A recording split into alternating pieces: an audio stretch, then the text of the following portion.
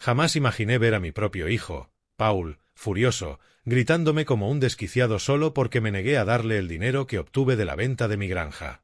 Y mucho menos pensé que mi hijo mayor, Matthew, lo defendería con tal violencia, al punto de romperme una costilla de un empujón. Pero lo que ninguno de los dos sabía era que, en exactamente 20 minutos, iban a arrepentirse amargamente de haber nacido, cuando descubrieran la verdad que yo llevaba tiempo guardando en silencio. Mi nombre es Michael Fontaine. Tengo 64 años y toda mi vida he sido un hombre sencillo y trabajador. De esos que se levantan cada día a las 5:30 de la mañana para hacer café y pensar en todo lo que hay por hacer. Vivo en una casa modesta a las afueras de un pequeño pueblo rural en Montana, con mi huerto donde cultivo tomates y hierbas, y donde cada mañana saludo a mis gallinas antes de alimentarlas. Mi rutina ha sido la misma durante años: café negro sin azúcar, tostadas con mantequilla y después sentarme en el porche a ver salir el sol mientras planeo el día. Soy viudo desde hace 8 años. Mi esposa, Eleanor, murió de un infarto repentino, dejándome solo con una granja que habíamos heredado de sus padres, pero que estaba en pésimas condiciones. Era una propiedad enorme, casi 50 acres, pero necesitaba demasiado trabajo y dinero para volver a ser productiva. Durante todos estos años, mientras mis hijos Matthew y Paul vivían su vida en la ciudad, yo me las arreglaba como podía para sobrevivir. Trabajaba de manitas, vendía comida casera en los mercadillos los fines de semana, e incluso cuidaba a los niños de los vecinos para pagar las facturas más básicas. Jamás les pedí ayuda económica a mis hijos, porque sabía que tenían sus propias responsabilidades. Además, siempre he sido un hombre orgulloso, de los que prefieren resolver sus propios problemas antes que convertirse en una carga. La granja era una preocupación constante. Los techos filtraban agua, las cercas se caían y la vegetación había crecido tanto que parecía un terreno abandonado. Varios vecinos me sugirieron venderla, pero siempre me negué. Sentía que sería traicionar la memoria de Eleanor. Esa tierra había sido el sueño de su familia durante generaciones, y deshacerme de ella era como arrancarme un pedazo del corazón. Pero hace 6 meses, todo cambió. Recibí una visita inesperada de un hombre muy elegante, traje gris y corbata roja, que se presentó como representante de una constructora.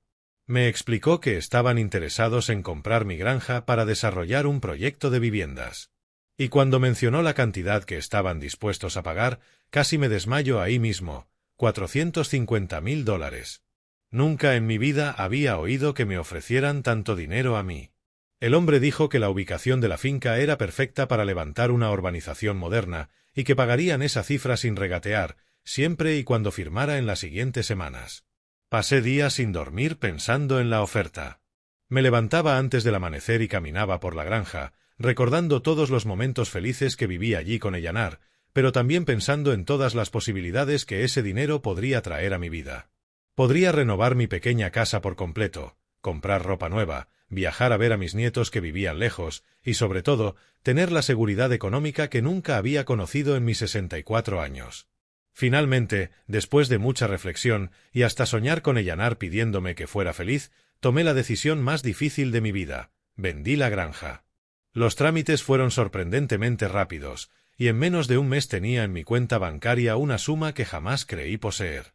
Lo primero que hice al recibir el dinero fue guardar silencio absoluto. No se lo conté a nadie, ni siquiera a mi vecina Gloria, que siempre había sido como una hermana para mí y conocía todos mis secretos. Algo dentro de mí me decía que debía mantener la información en secreto hasta decidir con exactitud qué hacer con semejante fortuna. Guardé los documentos de la venta en una caja metálica bajo mi cama, junto con las pocas joyas que me había dejado mi madre. Durante las 2 primeras semanas tras la venta, mi vida siguió exactamente igual.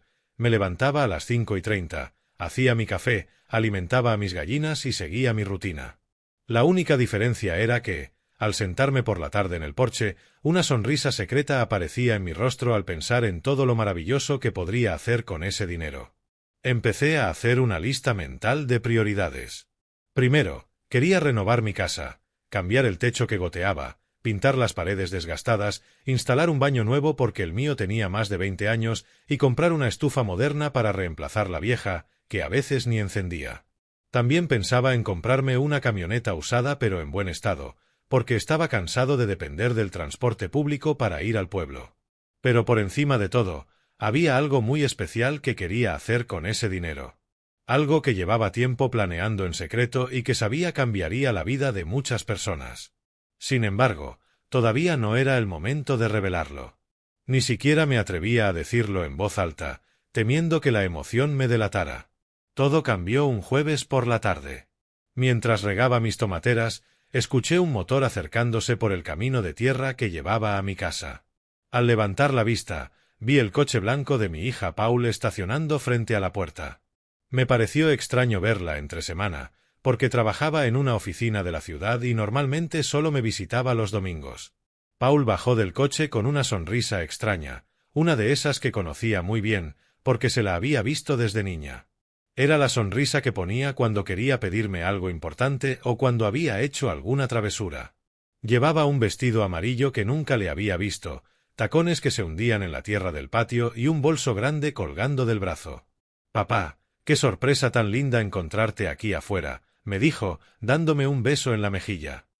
«Necesito hablar contigo de algo muy importante». La invité a pasar y le preparé un vaso de agua fresca con hielo. Nos sentamos en mi pequeño salón, ella en el sofá, yo en mi mecedora favorita, esa de madera que había sido de mi abuela. Paul se notaba nerviosa, jugueteaba con las llaves del coche y evitaba mirarme a los ojos. «Papá», comenzó en voz baja, «ayer hablé con Julia, la que vive cerca de donde estaba tu granja, y me dijo algo que me sorprendió mucho». Mi corazón empezó a latir con fuerza. Sabía exactamente hacia dónde iba esa conversación, y una alarma se encendió en mi pecho. Julia era la mayor chismosa de la zona, y evidentemente había visto la actividad de la constructora en mi terreno. «Me dijo que vendiste la granja». «Papá, ¿es cierto?» Paul me miraba fijo, con esa expresión inquisitiva que ponía de adolescente cuando me interrogaba sobre si había encontrado algo sospechoso en su cuarto. No podía negar la verdad a mi propia hija, sobre todo cuando ya era obvio que lo sabía. Así que asentí despacio. «Sí, Paul. Vendí la granja hace unas semanas». Los ojos de mi hija brillaron de una forma que nunca le había visto, como si acabara de ganar la lotería. «Ay, papá, qué noticia tan maravillosa. ¿Y por cuánto la vendiste? Seguro que fue por una buena suma, ¿no?» Algo en su tono me incomodó profundamente. No era la reacción que esperaba de una hija preocupada por su padre. No me preguntó cómo me sentía al vender la tierra de su madre, ni si había sido difícil tomar la decisión, ni si necesitaba apoyo emocional. Solo quería saber cuánto dinero había recibido. «Fue una venta justa», respondí con cautela, sin dar detalles. Paul se inclinó hacia adelante, acercándose más a mí. «Papá, sabes que puedes confiar en mí. Soy tu hija y me importa mucho tu futuro. Me imagino que habrá sido una cantidad considerable, y quiero asegurarme de que tomes las mejores decisiones para tu seguridad financiera». Sus palabras sonaban amables, pero había algo en su actitud que no me gustaba nada. Era como hablar con una vendedora tratando de convencerme de comprar algo, y no con una hija preocupada de verdad por mi bienestar. «Paul, agradezco tu preocupación, pero soy perfectamente capaz de manejar mis asuntos económicos». «Claro, papá». No quise decir que no fueras capaz, suavizó la voz, pero noté un dejo de frustración. «Es solo que, bueno, August y yo estamos pasando por algunos problemas financieros últimamente. El negocio no va tan bien como esperábamos, y pensé que tal vez». Y ahí estaba la verdadera razón de su visita. No había venido a verme porque le importara o quisiera pasar tiempo conmigo. Había venido porque se enteró de que tenía dinero y quería una parte. «¿Tal vez qué, Paul?», pregunté, aunque sabía perfectamente lo que diría. «Tal vez podrías ayudarnos un poquito, papá. No te pido caridad. Solo sería un préstamo temporal hasta que el negocio se estabilice. Podrías prestarnos unos $20,000 o $30,000 y te prometo que te los devolvemos con intereses en cuanto podamos».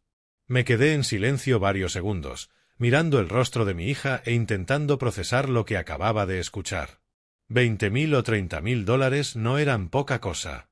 Y la ligereza con la que lo pidió me dejó desconcertado, como si estuviera pidiendo $10 para pan y no una fortuna que representaba años de mi vida. «Paul», dije con voz firme, «ese dinero de la venta de la granja no es para prestárselo a nadie. Tengo mis propios planes para él. La expresión de su cara cambió de inmediato. La dulce sonrisa se borró y fue reemplazada por un gesto de desaprobación que me recordó dolorosamente a cuando era una niña mimada que no conseguía lo que quería. ¿Qué planes, papá? ¿Qué vas a hacer con tanto dinero a tu edad? No es que vayas a comprarte una casa nueva o a viajar por el mundo. Sería mucho más inteligente invertir ese dinero en algo productivo, como el negocio de August y mío. Sus palabras me dolieron profundamente. ¿A mi edad? Repetí, sintiendo como si me hubieran abofeteado. ¿Me estás diciendo que por tener 64 años ya no tengo derecho a disfrutar mi propio dinero? No, papá, no quise decir eso, se apresuró a responder, aunque vi en sus ojos que sí lo pensaba. Es solo que sería más práctico que el dinero se usara en algo que beneficiara a toda la familia. ¿A toda la familia? Murmuré, sintiendo la indignación crecer en mi pecho. ¿Y cuándo se preocupó toda la familia de mí, cuando me mataba trabajando solo tras la muerte de tu madre? ¿Cuándo se interesó toda la familia en saber si tenía suficiente para comprar comida o medicinas? Paul se puso roja como un tomate. Papá, no sabíamos que estabas pasando dificultades. Si hubieras pedido ayuda. ¿No sabían? Interrumpí, poniéndome de pie. ¿No sabían que a mis 60 años hacía chapuzas para sobrevivir? ¿No sabían que vendía comida en los mercadillos para pagar la luz? ¿No sabían que me levantaba a las 4 de la mañana para cuidar niños porque necesitaba cada centavo que pudiera ganar? Mi hija bajó la mirada, incómoda. Papá, entiendo que pasaste momentos difíciles, pero ahora es distinto. Ahora tienes dinero, y nosotros de verdad necesitamos ayuda. ¿Y por qué necesitan ayuda? Pregunté, cruzándome de brazos. La última vez que hablamos me dijiste que el negocio iba muy bien, que habían conseguido nuevos clientes. Paul se removió inquieta en el sofá, incómoda de tener que admitir la verdad. Bueno, es que August hizo unas inversiones que no salieron como esperábamos, y luego tuvimos algunos gastos imprevistos. ¿Qué clase de gastos? Compramos un coche nuevo, renovamos la casa, y August invirtió en unas acciones que, bueno, perdimos bastante dinero. No podía creer lo que oía. Mi hija y su marido habían despilfarrado dinero en lujos e inversiones fallidas, y ahora pretendían que yo los rescatara con el dinero que me había ganado vendiendo la propiedad que sostuve con sudor durante años. Así que gastaron irresponsablemente, ¿y ahora quieren que yo pague las consecuencias de sus malas decisiones? Dije, sintiendo la rabia hervir en mis venas. No es eso, papá. Solo necesitamos un pequeño préstamo para estabilizarnos otra vez. Es una inversión en el futuro de tu familia. ¿Mi familia? Repetí con amargura. ¿Dónde estaba mi familia cuando me dolían las rodillas de fregar suelos y apenas podía caminar de noche? ¿Dónde estaba mi familia cuando tenía que elegir entre medicinas y comida? Paul se levantó de golpe, perdiendo la paciencia. Está bien, papá. Entendemos que estás resentido, pero no puedes castigarnos eternamente por errores del pasado. No los castigo, Paul. Simplemente protejo lo que es legítimamente mío. Pero ese dinero salió de la granja de mamá. Esa propiedad también era nuestra herencia. Sus palabras me atravesaron como un rayo. ¿Tu herencia? Grité, perdiendo toda compostura. ¿Tu herencia? Esa granja estuvo abandonada años mientras yo me dejaba la vida en mantenerla.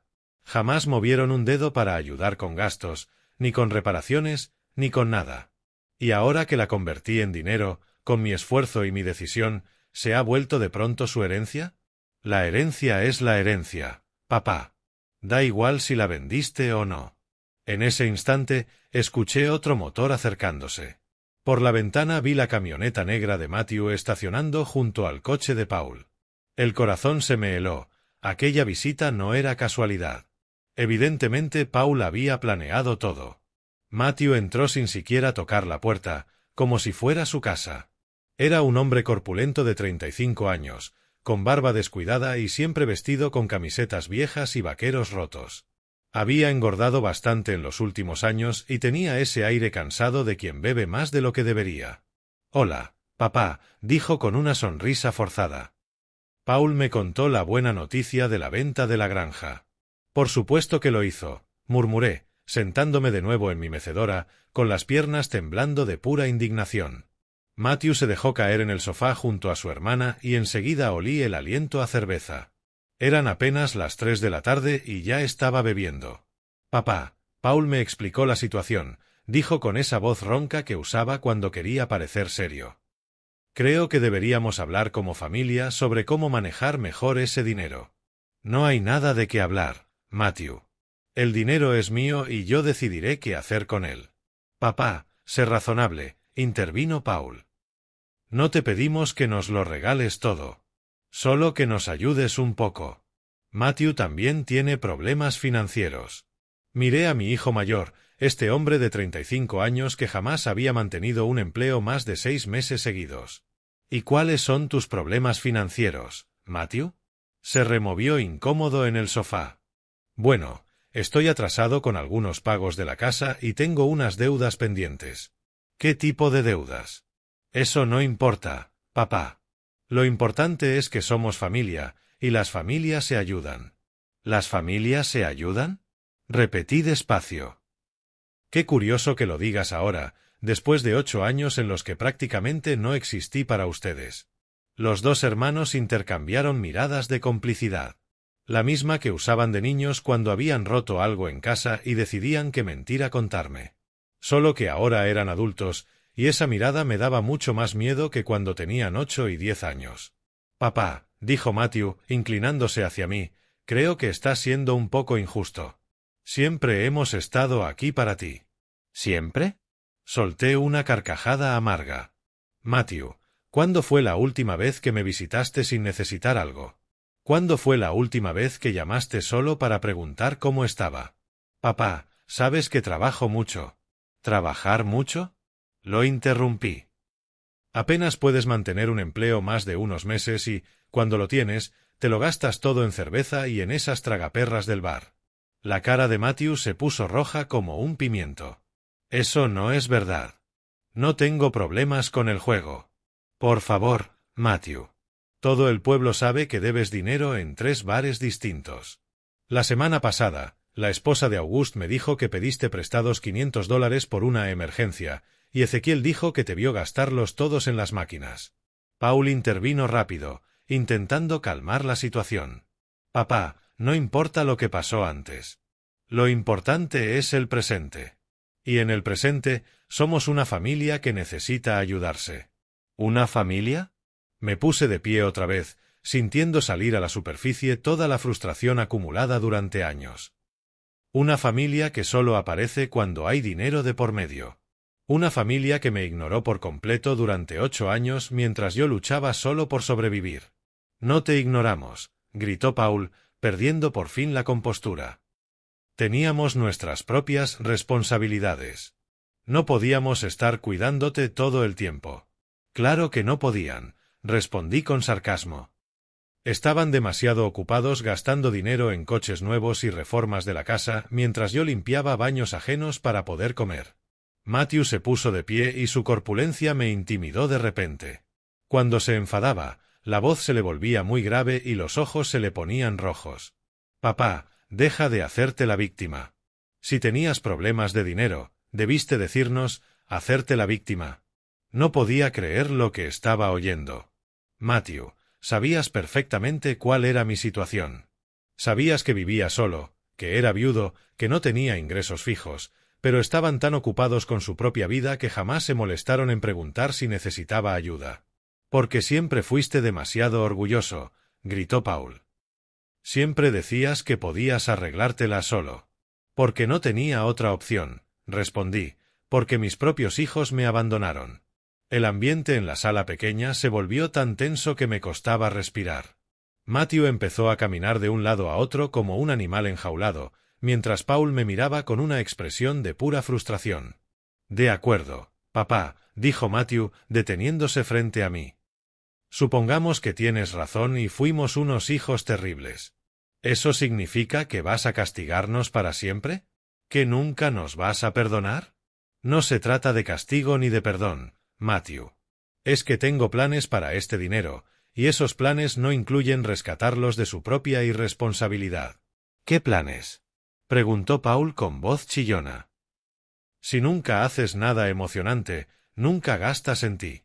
¿Qué vas a hacer? ¿Guardarlo bajo el colchón hasta que te mueras? Sus palabras me hirieron, pero también encendieron una furia que no sentía desde hacía años.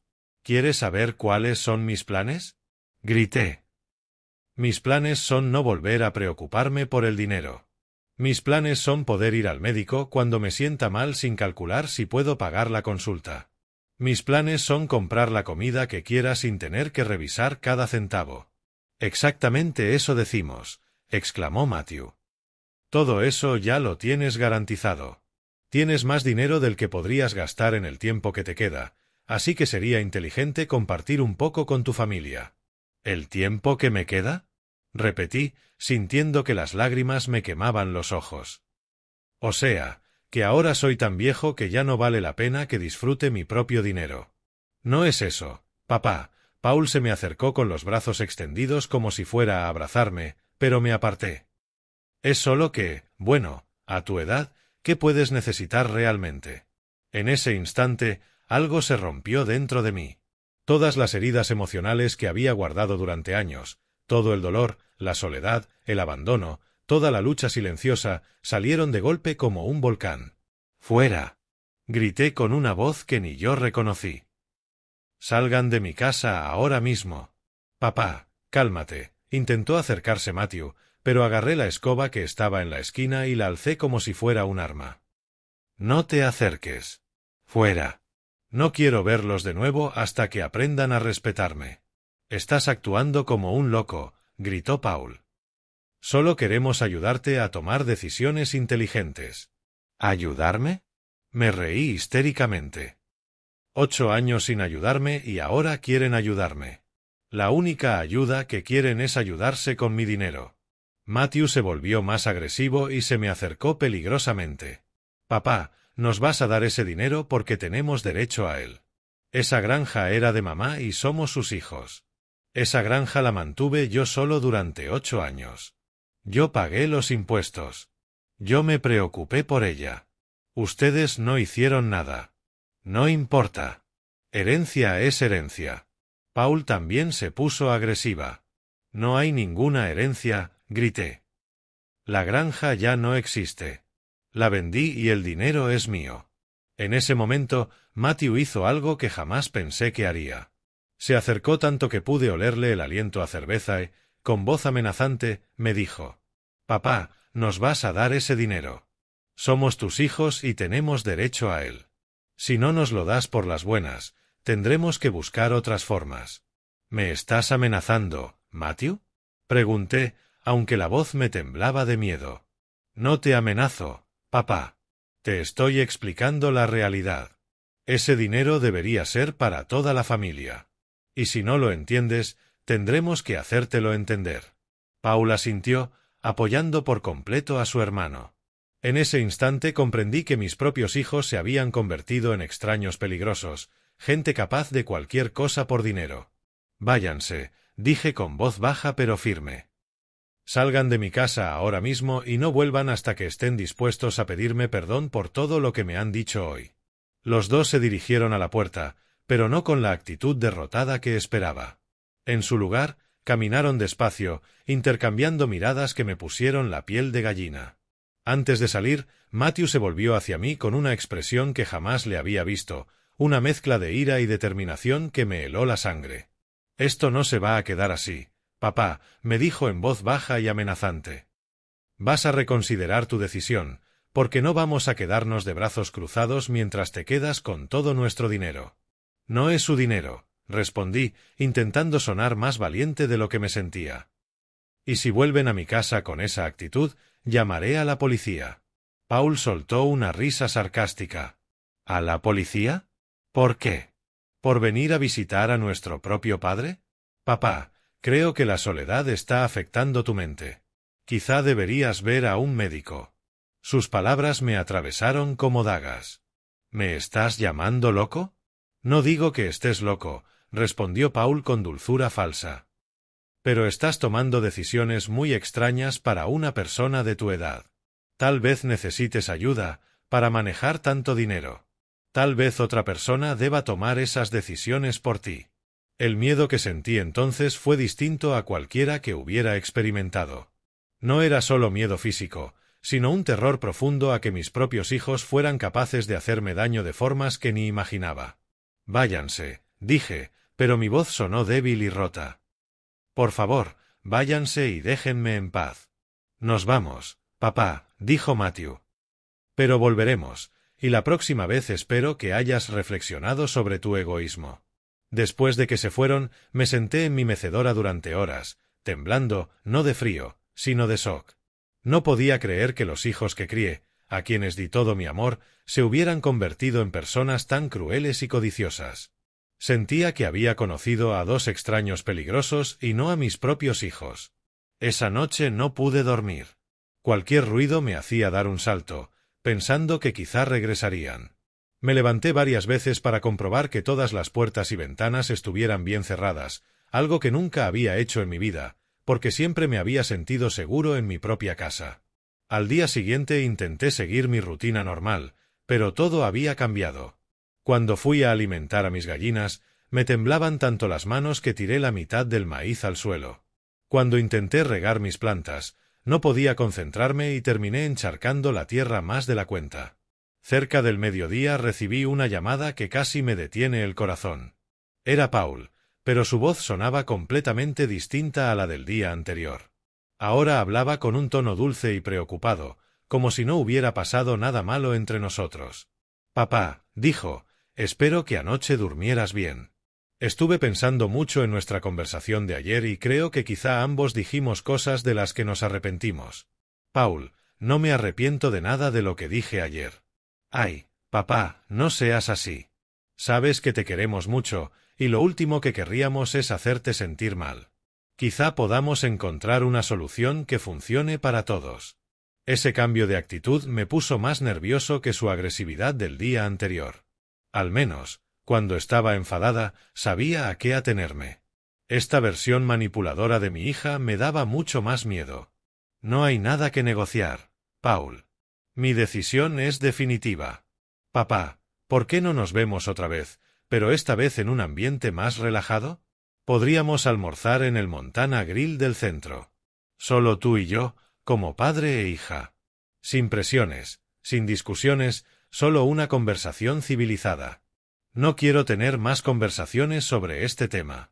Papá, por favor, dame una oportunidad para explicarte mejor nuestra situación. Quizá ayer no me expresé bien.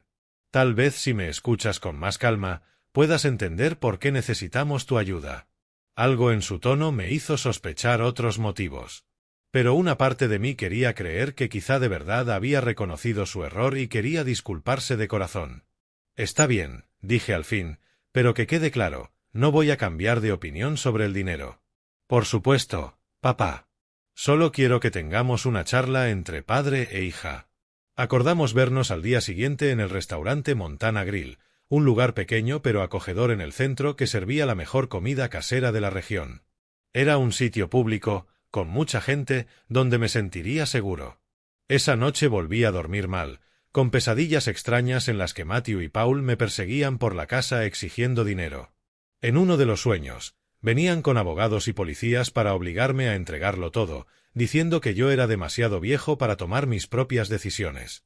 Al día siguiente me vestí con especial cuidado. Me puse mi camisa azul favorita, la que mi difunta esposa Eleanor me regaló por mi 50 cumpleaños, y me peiné como a mí me gustaba. Quería verme digno y respetable, como el hombre fuerte que había sido toda mi vida. Llegué al restaurante 15 minutos antes de la hora acordada y pedí una mesa junto a la ventana, desde donde podía ver la calle. Paul llegó justo a tiempo, pero no venía sola. La acompañaba Auguste, y eso me puso en máxima alerta. Auguste es un hombre de unos 40, delgado, con bigote negro, y siempre lleva camisas demasiado elegantes para su personalidad. Desde el día que lo conocí, hubo algo en el que me pareció falso, como si estuviera actuando todo el tiempo. Tenía esa sonrisa que nunca llega a los ojos y esa manera de hablar que suena a que siempre te está intentando vender algo. «Hola, suegro», dijo con esa sonrisa falsa, plantándome un beso en la mejilla que me hizo estremecer. «Qué placer verlo». Espero que no le moleste que haya venido. Paul pensó que sería bueno que yo también participara en esta conversación familiar. En realidad, sí me molesta, respondí directo, porque esta era una conversación entre mi hija y yo. Paul se apresuró a intervenir. Papá, Auguste es parte de la familia. Además, entiende mucho de finanzas y negocios, y pensé que quizá podría ayudarnos a encontrar una solución que beneficie a todos. Ya dije que no hay nada que negociar. Auguste se inclinó hacia adelante con esa expresión de me creo muy listo. Suegro, permítame explicarle algo sobre las finanzas familiares. Cuando una familia tiene recursos importantes, lo más inteligente es distribuirlos estratégicamente para maximizar el beneficio de todos los miembros. Auguste, con todo respeto, mis finanzas no son tu problema. Pero sí son mi problema, suegro, porque soy el esposo de su hija. Lo que afecta a Paul me afecta a mí, y lo que nos afecta a nosotros afecta a nuestros hijos, sus nietos. La mención de mis nietos me molestó especialmente, porque sabía que los estaba usando como herramienta de manipulación. Mis nietos están perfectamente cuidados y, si ustedes tienen problemas económicos, esa es su responsabilidad, no la mía. Suegro, Auguste bajó la voz como si fuera a contarme un secreto. Déjeme ser completamente honesto con usted.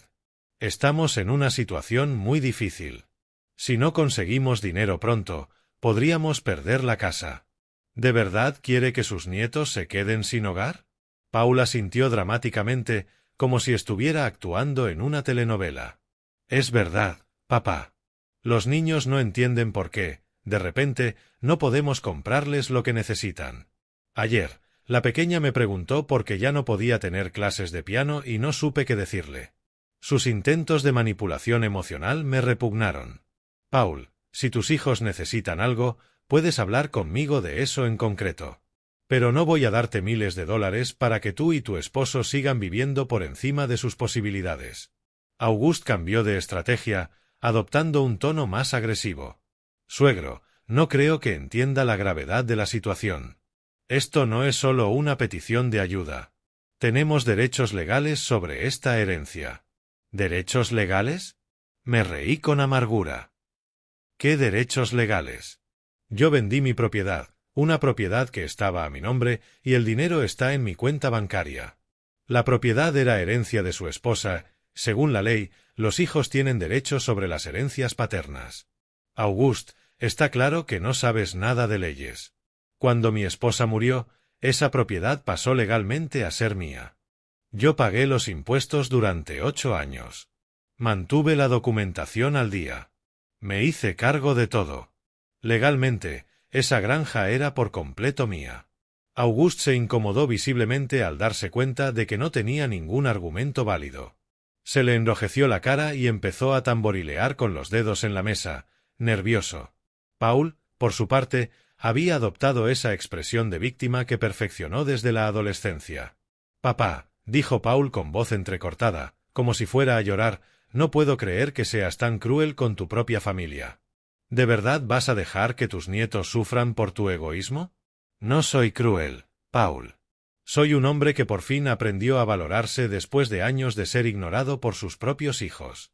Auguste intervino con una sonrisa que me heló la sangre. Suegro, quizá deberíamos enfocar esto desde otra perspectiva. Un hombre de su edad viviendo solo con tanto dinero, ¿no le parece peligroso? Hay muchos delincuentes especializados en robar a personas mayores con ahorros considerables. Sus palabras sonaban a amenaza apenas disimulada. ¿Me estás amenazando, Auguste? Claro que no, suegro. Solo me preocupa su seguridad. Sería terrible que le pasara algo, especialmente ahora que tiene tanto dinero. El camarero se acercó para tomar el pedido, pero yo había perdido por completo el apetito. La conversación había tomado un rumbo que me aterraba, y comprendí que mis propios familiares eran capaces de intimidarme de maneras que jamás imaginé. Yo no voy a pedir nada, le dije al camarero. Me voy ahora mismo. Papá, por favor, no te vayas, suplicó Paul, agarrándome del brazo cuando me levanté. No hemos terminado de hablar. Sí que hemos terminado, respondí, soltándome. Y que quede muy claro, no voy a darles ni un centavo de mi dinero. por muchas amenazas o manipulaciones que intenten. No te estamos amenazando, gritó Paul, lo bastante alto para que la gente del restaurante se girara. Solo queremos que seas razonable. ¿Ser razonable sería entregar mi dinero para que sigan viviendo irresponsablemente?, dije, sintiendo otra vez la rabia hervirme en las venas. Pues no voy a ser razonable en esos términos. Salí del restaurante lo más rápido que pude, pero alcancé a oír a Auguste decirle a Paul: «No te preocupes, amor. Hay otras formas de solucionar este problema». De camino a casa me temblaban tanto las manos que apenas podía sujetarme a la barra del autobús. Las palabras de Auguste me resonaban en la cabeza como una alarma. Hay otras formas de solucionar este problema. ¿A qué se refería? Esa noche llamé a mi vecina Gloria, la única persona en el mundo en la que realmente confiaba. Gloria tenía 70 años, llevaba viuda más tiempo que yo y siempre había sido como una hermana mayor. Le conté todo lo ocurrido, desde la venta de la granja hasta las amenazas veladas de Auguste. «Michael», dijo Gloria con voz grave, «tus hijos se han vuelto peligrosos. No puedes quedarte solo en casa mientras están así».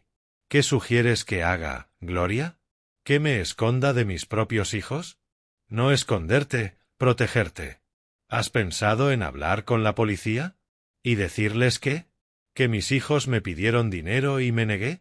Aún no me han hecho daño físico». «Michael, ese aún me asusta. Creo que deberías quedarte en mi casa unos días, hasta que esto se calme».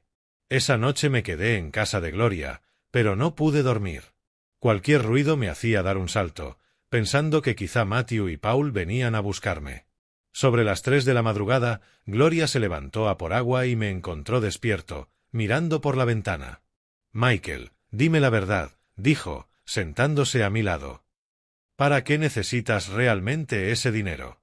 Te conozco, y sé que no lo guardas por pura avaricia».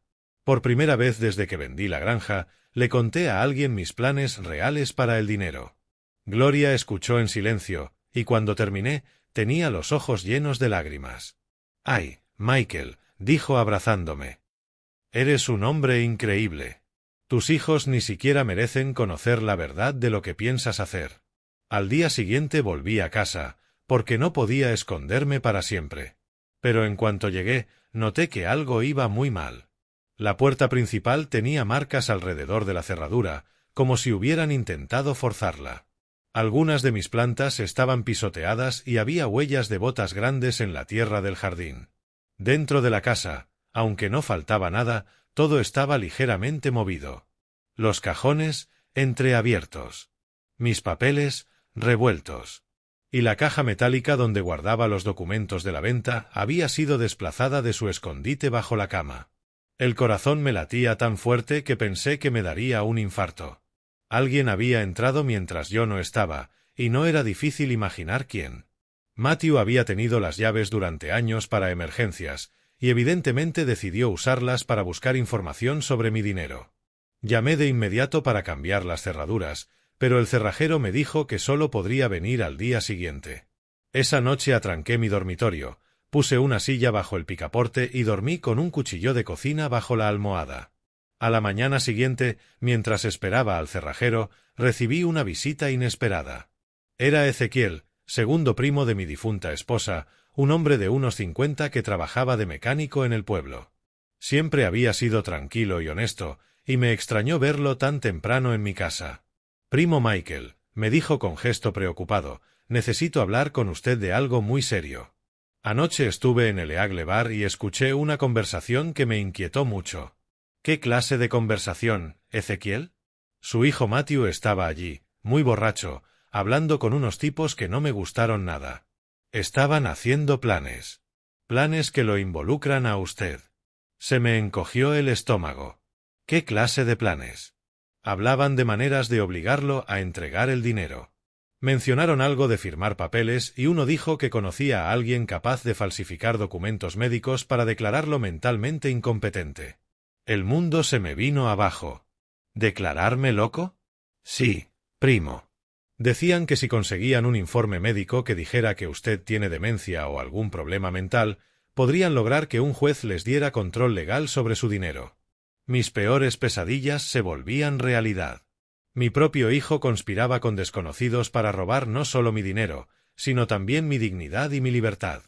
Ezequiel, ¿estás seguro de lo que oíste? Completamente, primo. Por eso vine a advertirlo tan temprano. Tiene que protegerse y tiene que hacerlo ya. En ese momento llegó el cerrajero y, mientras cambiaba las cerraduras, llamé a un abogado que me había recomendado Gloria. Le expliqué toda la situación y me dijo que fuera a su despacho de inmediato con toda la documentación de la venta. Señor Fontaine, dijo el abogado tras revisar mis papeles, está en una situación peligrosa, pero también en una posición legal muy fuerte. Todo con la venta está perfectamente en orden y nadie puede tocar ese dinero sin su consentimiento. Sin embargo, si de verdad planean declararlo incapaz, debemos actuar rápido para protegerlo. ¿Qué puedo hacer? Primero, conseguiremos una evaluación médica independiente que certifique que usted está plenamente lúcido y capacitado. Segundo, prepararemos documentos legales para blindar sus bienes. Y tercero, si es necesario, solicitaremos una orden de alejamiento contra sus hijos. Ese día fue uno de los más largos de mi vida. Entre médicos, abogados y trámites, comprendí que mi vida tranquila se había convertido en pesadilla. Pero también comprendí algo más. Por primera vez en años estaba luchando por algo que realmente me importaba. Y esa lucha me daba una fuerza que no sabía que tenía. Al día siguiente, de regreso de la farmacia, había comprado unos calmantes para los nervios que me recetó el médico. Vi la camioneta negra de Matthew aparcada frente a mi casa. Esta vez no estaba solo. Había otro coche que no reconocí, un sedán gris con dos hombres dentro, como esperando algo. El corazón me golpeaba tan fuerte que lo oía en los oídos. Recordé las palabras de Ezequiel sobre los tipos extraños del bar y supe al instante que debían ser ellos. Me escondí detrás del roble de la esquina de mi parcela y saqué el móvil para llamar a Gloria. «Gloria», susurré. «Estoy escondido cerca de mi casa. Matthew está aquí con unos hombres que no conozco y creo que planean hacerme algo». «¿Dónde estás exactamente?», preguntó, alarmada. «Detrás del roble. Pero no puedo quedarme aquí para siempre. Michael, llama a la policía ahora mismo». «¿Y qué les digo? ¿Que mi hijo está visitando mi casa? Diles que te sientes amenazado y que necesitas ayuda. Yo voy para allá». Colgué y marqué emergencias.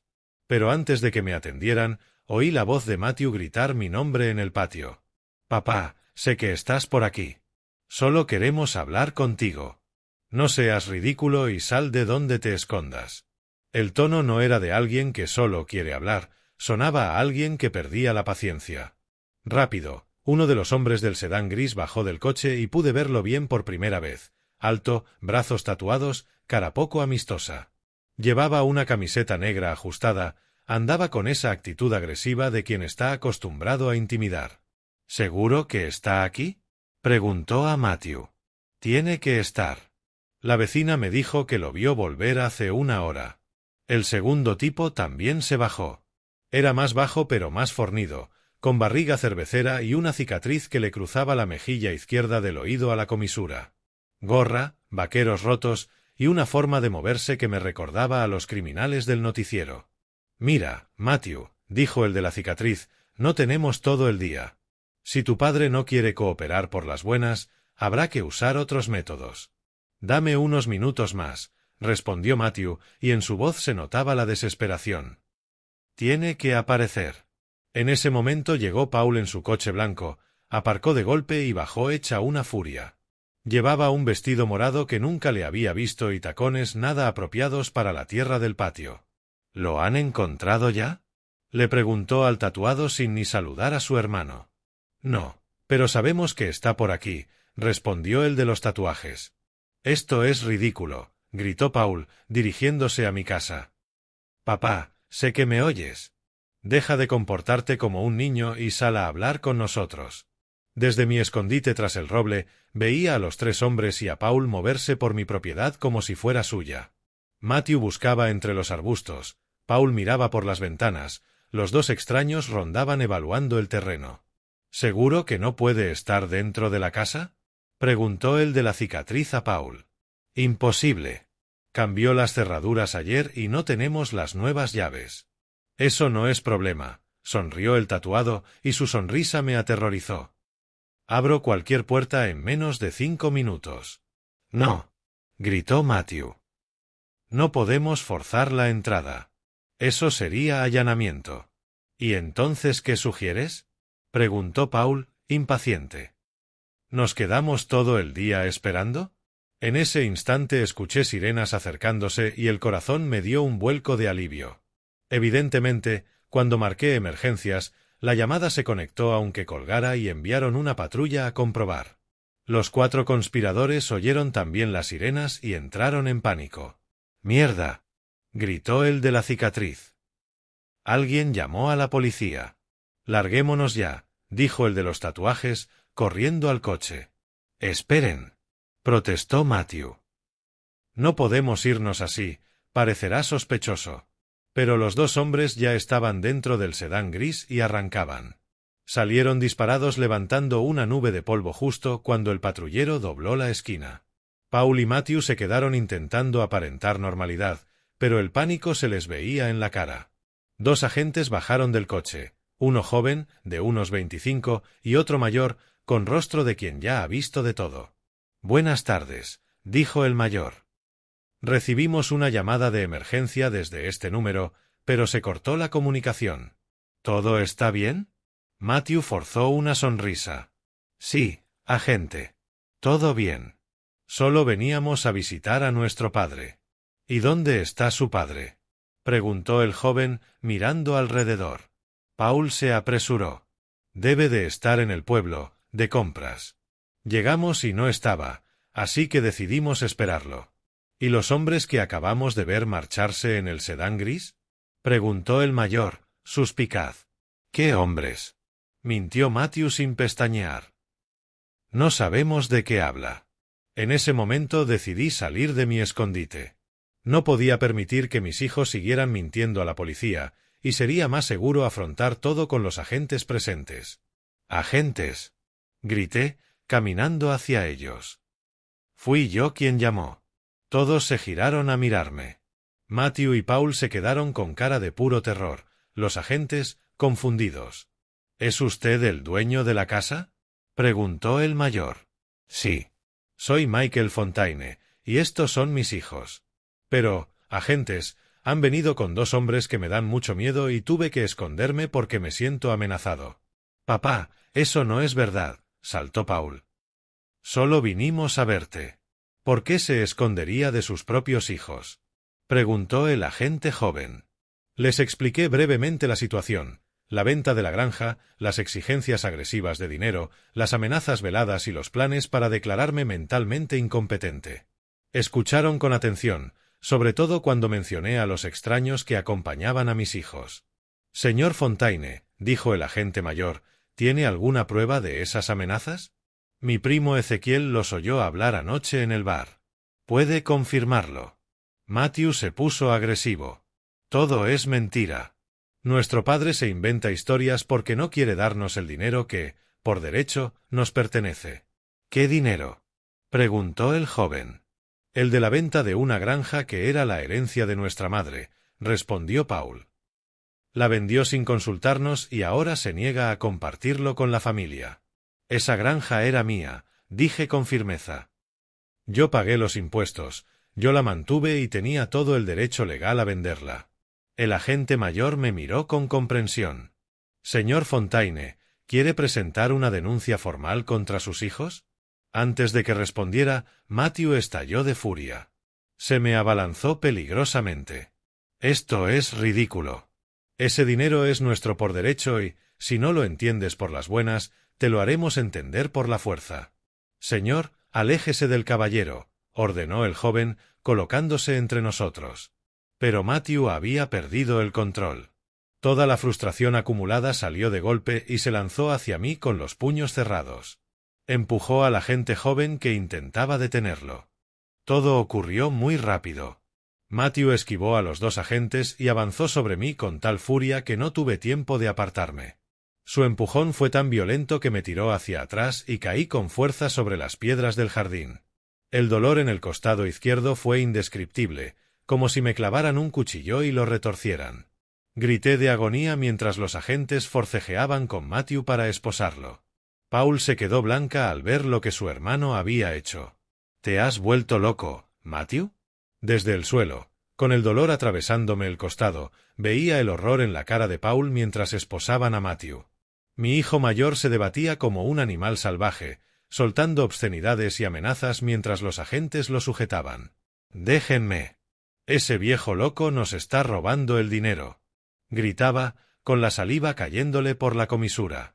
El agente mayor pidió una ambulancia por radio mientras el joven mantenía a Matthew bajo control. Paul se acercó a mí, pero cuando intentó levantarme, grité de dolor. —¡No me toques!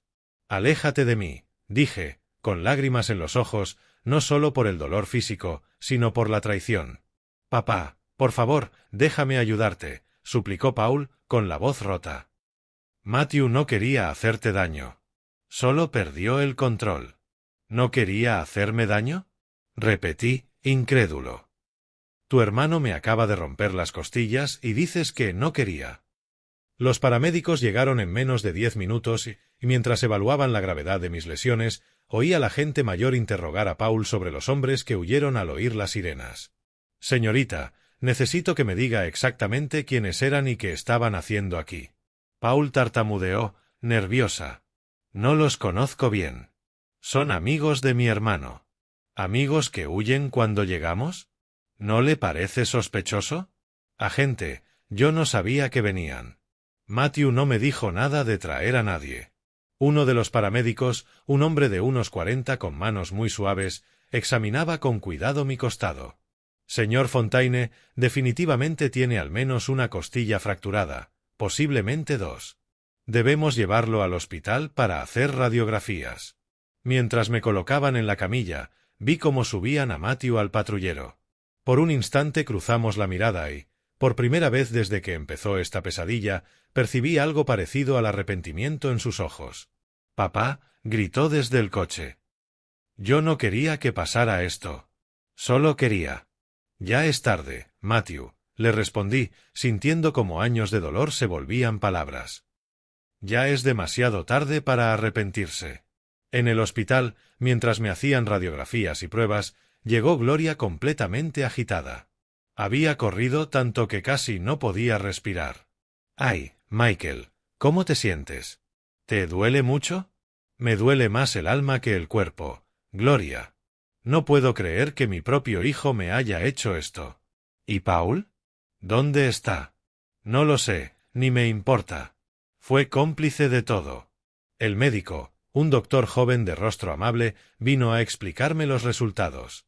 Señor Fontaine, tiene 2 costillas fracturadas en el lado izquierdo. No es una lesión que ponga en riesgo su vida, pero será muy dolorosa las próximas semanas. Necesita reposo absoluto y analgésicos. Doctor, ¿cuánto tiempo estaré así? Las costillas tardan entre 6 y 8 semanas en curarse por completo. Durante ese tiempo no podrá hacer esfuerzos físicos, no podrá cargar peso y deberá moverse con mucho cuidado. Mientras el médico me explicaba las indicaciones, llegó el agente mayor con una libreta en la mano. Señor Fontaine, necesito tomarle una declaración formal sobre lo ocurrido. ¿Se siente capaz de hablar? Sí, agente.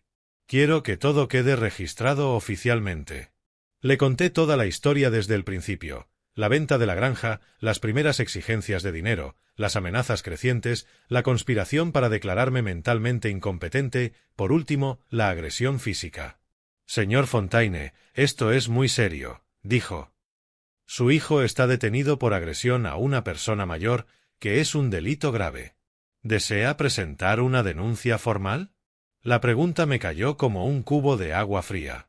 Una cosa era estar enfadado con Matthew y otra muy distinta era enviarlo a la cárcel. Pero cuando pensé en todo lo que había pasado, en todas las amenazas y planes malintencionados, comprendí que no tenía otra opción. Sí, agente. Quiero denunciar no solo por la agresión física, sino por todas las amenazas e intimidaciones. El agente asintió y siguió tomando notas. También vamos a investigar a esos hombres que estaban con él. La descripción encaja con algunos delincuentes locales conocidos. Esa noche me quedé en el hospital en observación y Gloria se quedó conmigo. Sobre las 10 de la noche recibí una llamada que no esperaba. Era Paul, y por su voz supe que había estado llorando. «Papá», dijo con voz entrecortada, «necesito hablar contigo, por favor». «No tengo nada que hablar contigo, Paul». «Papá, por favor». «Matthew está en la cárcel y todo esto se ha ido de las manos. Yo nunca quise que te hicieran daño físico. Pero sí querías que me destrozaran por dentro. Querías que me robaran el dinero. Querías que me declararan loco. Yo no sabía lo de declararte loco, papá. Eso fue idea de Auguste y de esos hombres horribles. ¿Y por qué no me defendiste? ¿Por qué no me protegiste cuando sabías que planeaban hacerme daño?» Paul guardó silencio varios segundos. Porque necesitábamos el dinero, papá. Estamos en una situación desesperada. Pues ahora están en una situación todavía más desesperada. Tu hermano va a ir a la cárcel y tendrás que afrontar las consecuencias legales de tus actos. Papá, por favor, no dejes que Matthew vaya a prisión. Tiene problemas con el alcohol y el juego, pero no es mala persona. Solo necesita ayuda. Paul, tu hermano me rompió 2 costillas. Me agredió físicamente delante de la policía.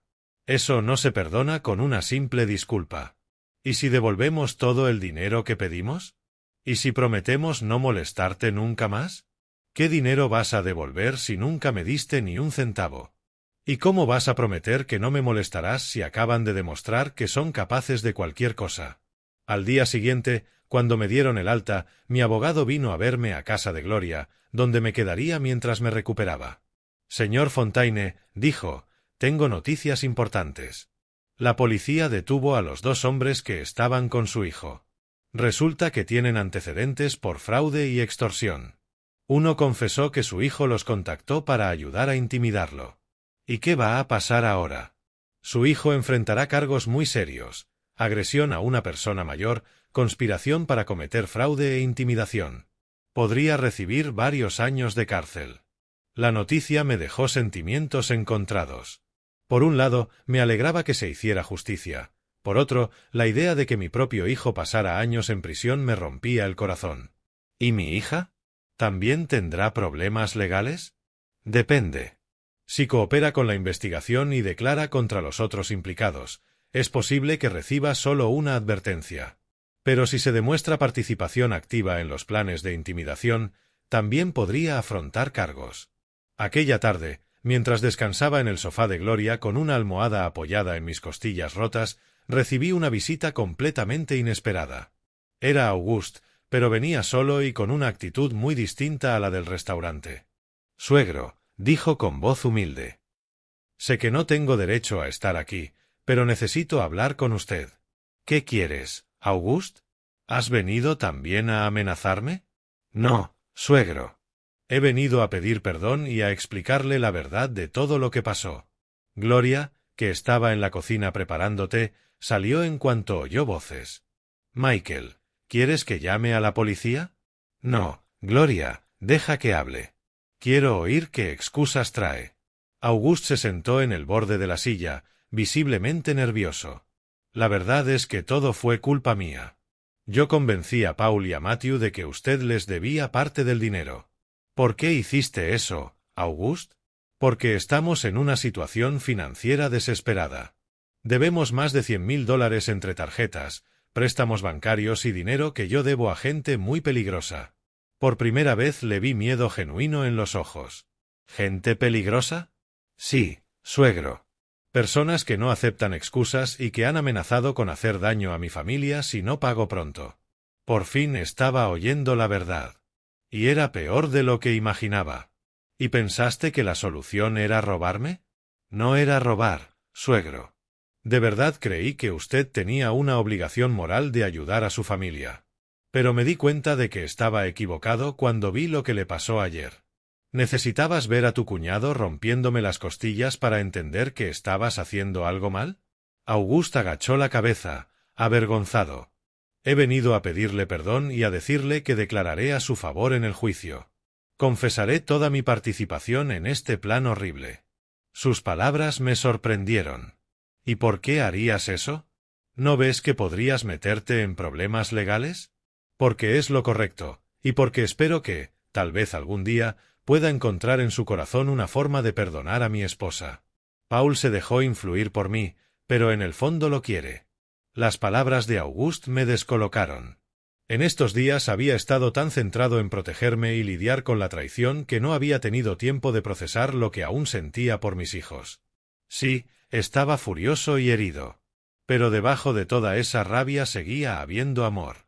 Un amor profundamente herido, pero amor al fin y al cabo. Auguste, dije tras varios minutos de silencio, agradezco que hayas venido a disculparte, pero las disculpas no curan costillas rotas ni borran amenazas de muerte. Lo sé, suegro, y no espero que me perdone de inmediato. Solo quería que supiera la verdad y pedirle algo. ¿Qué? Cuando todo esto termine, cuando Matthew salga de la cárcel y paguemos por nuestros errores, ¿habría alguna posibilidad de reconstruir esta familia? No por el dinero, sino porque sus nietos lo necesitan en sus vidas. La mención de mis nietos me dio directo en el corazón. Durante esta pesadilla, había intentado no pensar en ellos, en cómo les afectaría todo. Eran niños inocentes que no tenían la culpa de las decisiones terribles de sus padres. Mis nietos siempre serán bienvenidos en mi vida, dije con firmeza.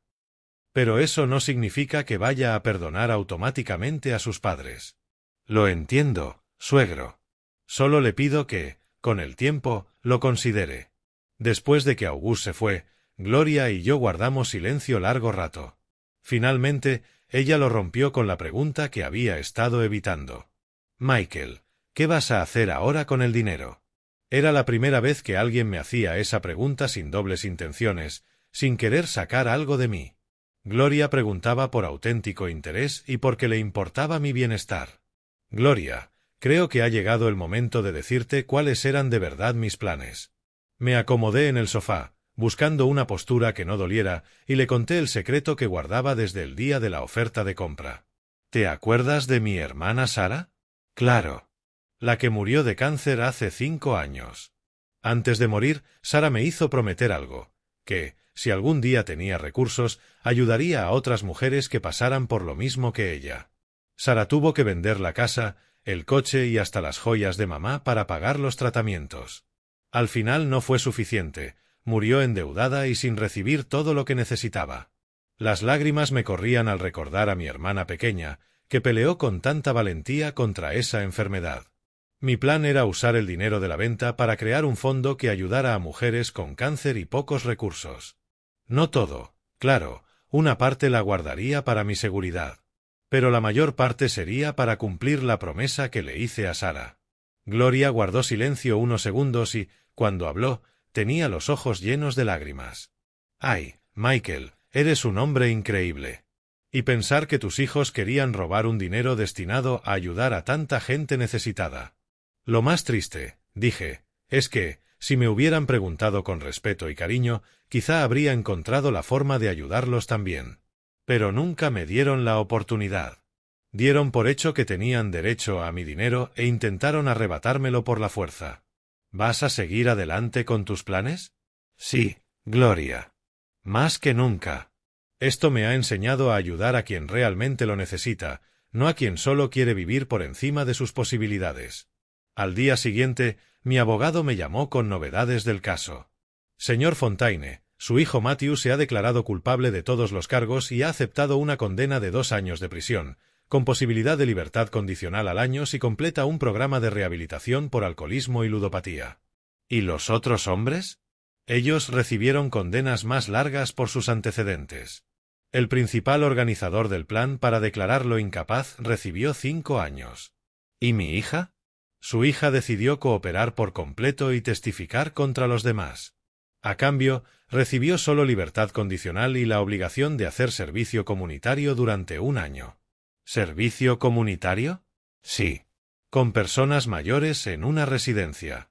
El juez consideró que era lo más apropiado. Esa tarde, mientras descansaba en el jardín de Gloria, recibí una visita inesperada. Era Paul, pero se veía completamente distinta a como la había visto en semanas. Había adelgazado, tenía ojeras profundas y vestía ropa sencilla, ya gastada. Papá, me dijo con voz apenas audible. Sé que no tengo derecho a estar aquí, pero necesitaba verte antes de empezar mi servicio comunitario. ¿Qué quieres, Paul? Pedir perdón, papá. No una disculpa cualquiera, sino perdón de hija a padre. Se sentó en una silla cercana, manteniendo una distancia respetuosa. Estos días he tenido mucho tiempo para pensar. Me di cuenta de que no solo fallé como hija, sino que me convertí en alguien que ni yo reconozco. Paul, las palabras son fáciles. Las acciones son lo que cuenta. Lo sé, papá. Por eso no te pido que me perdones ahora. Solo te pido que, con el tiempo, consideres darme la oportunidad de demostrarte que puedo ser mejor. ¿Y August? ¿Sigues casada con él? Paul bajó la mirada. Nos vamos a divorciar. Me di cuenta de que fue él quien me manipuló para actuar contra ti y no puedo estar casada con alguien que me llevó a dañar a mi propio padre. Sus palabras me sorprendieron. No esperaba una decisión tan drástica. ¿Y los niños? Se quedarán conmigo. August estuvo de acuerdo. Sabe que sus deudas lo ponen en peligro y no quiere exponerlos a esa gente peligrosa. ¿Cómo vas a mantenerlos sola? Conseguí un trabajo a media jornada en una oficina, además del servicio comunitario. No será fácil, pero prefiero vivir con dificultades económicas que con la culpa de lo que te hice. Por primera vez en semanas vi a mi verdadera hija bajo toda la codicia y la manipulación, la muchacha que crié, la que era antes de la influencia de August. Paul, tengo una condición para plantearme perdonarte algún día. La que sea, papá. Quiero que vayas a terapia. Quiero que entiendas cómo llegaste a traicionar a tu propio padre. Y quiero que te asegures de que esto no vuelva a ocurrir. Ya he empezado, papá. Es parte de mi libertad condicional. Pero aunque no fuera obligatorio, lo haría. ¿Y qué les vas a contar a mis nietos? La verdad, adaptada a su edad. Que su madre cometió errores muy graves, que hizo daño al abuelo y que está trabajando muy duro para ser mejor persona. Después de que Paul se fue, pasé horas pensando en todo. Mi vida había cambiado por completo en pocas semanas. Perdí la confianza en mis hijos. Fui traicionado por mi propia familia. Sufrí lesiones físicas, pero también descubrí una fuerza interior que no sabía que tenía. Esa noche llamé a mi abogado para iniciar la creación de la fundación en memoria de mi hermana Sara. Decidí llamarla Fundación Esperanza Sara, dedicada a ayudar a mujeres con cáncer y pocos recursos. 3 meses después, cuando mis costillas sanaron por completo, hicimos la inauguración oficial. Gloria estaba a mi lado, junto a varios vecinos y gente de la comunidad que conoció a Sara. Para mi sorpresa, Paul también vino, aunque se quedó al fondo sin acercarse. Tras la ceremonia, se aproximó con timidez. «Papá», me dijo, «solo quería decirte que estoy muy orgullosa de lo que estás haciendo. A la tía Sara le haría feliz saber que su memoria está ayudando a tantas mujeres». «Gracias, Paul. ¿Crees que algún día podremos tener una relación normal otra vez?» La miré varios segundos antes de responder. «Paul, no creo que volvamos a tener la relación de antes, porque aquella se basaba en una confianza que se rompió. Pero quizá, con mucho tiempo y mucho trabajo, podamos construir algo nuevo. Es todo lo que puedo pedir, papá». 6 meses después recibí una carta de Matthew desde la cárcel. Era la primera comunicación desde el día que me rompió las costillas. «Papá», decía, «sé que no merezco tu perdón, pero quiero que sepas que cada día aquí pienso en lo que te hice y cada día me odio un poco más por ello. Estoy en un programa de recuperación por alcoholismo y ludopatía y, por primera vez en años, empiezo a entender lo enfermo que estaba. No te pido que me perdones, sé que eso llevará mucho tiempo, si es que ocurre. Solo quería que supieras que lo lamento profundamente y que, cuando salga, dedicaré el resto de mi vida a intentar reparar el daño que te causé». Al terminar de leer, me di cuenta de que, por primera vez desde que empezó todo, no sentía rabia hacia mis hijos. No los había perdonado del todo, y quizá nunca lo haga por completo, pero encontré algo parecido a la paz. Hoy, 1 año después de vender la granja, mi vida es completamente distinta. La Fundación Esperanza Sara ha ayudado a más de 50 mujeres con sus tratamientos. Paul terminó su servicio comunitario y se ha mostrado como una madre responsable que cría bien a mis nietos. Matthew saldrá en 6 meses. Y aunque no sé si podremos reconstruir nuestra relación, al menos sé que está trabajando para ser mejor. Y aprendí algo fundamental: el dinero no es lo más importante de la vida, pero el respeto por uno mismo sí. Aprendí que está bien decir no, incluso a la familia. Aprendí que proteger lo que es tuyo no te convierte en egoísta, sino en una persona fuerte. Y, sobre todo, aprendí que a veces los errores más dolorosos te llevan a descubrir quién eres de verdad y de qué eres capaz. Mi nombre es Michael Fontaine. Tengo 65 años y, por fin, aprendí a valorarme tanto como siempre valoré a los demás. ¿Te gustó mi historia? ¿Desde qué ciudad me escuchas? Te leo en los comentarios. Si te ha gustado, no olvides suscribirte. Hasta la próxima historia de vida, con cariño y respeto.